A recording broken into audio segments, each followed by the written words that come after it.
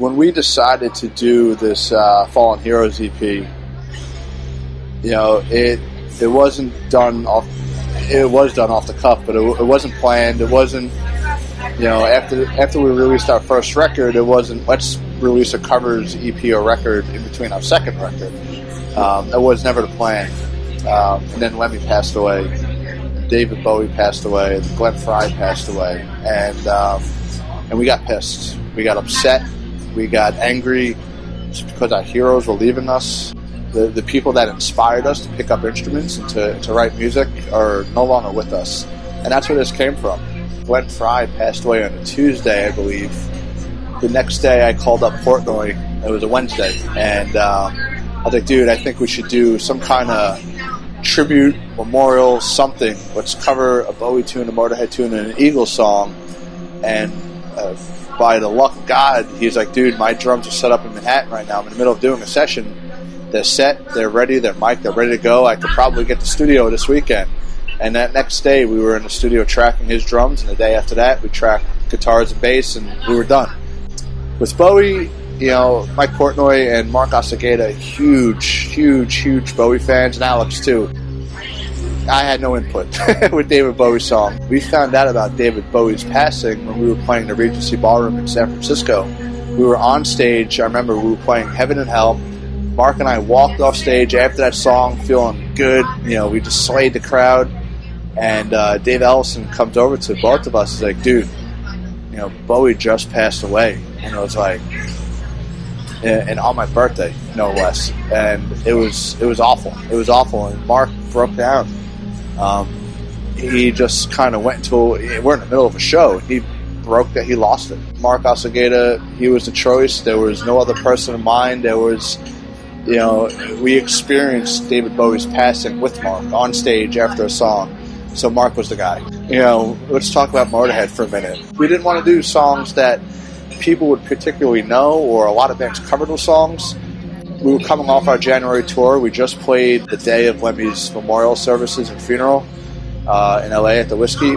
And we had Iron Fist in our set list as a tribute to him. And Troy was out with us. And every night we would play that song, Troy would just fucking kill it. So with Motorhead, there was no selection.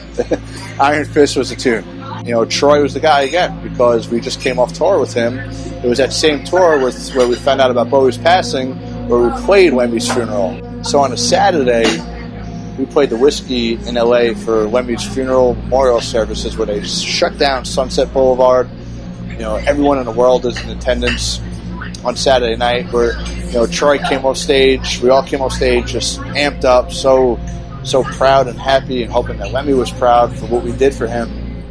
The next day is when David Bowie passed away. So on one day we're playing Lemmy's funeral. The next day David Bowie passed away. So it was really heavy. So we had our singers right then and there.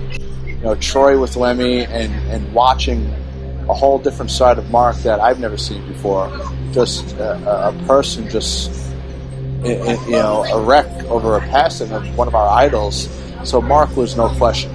But with Life in a Fast Lane, that was a tricky one. I'm the Eagles freak in the bunch, and Glenn Frey for me is I idolize that man. It wasn't so much about music. It wasn't so much about playing. It was about songwriting. It was about crafting a song, not for the heaviness sake, not for commercial sake, but lyrically. And I felt that the lyrics I had inside of me connected with the lyrics they had inside of them. And if you listen to a lot of early Eagles songs, it's about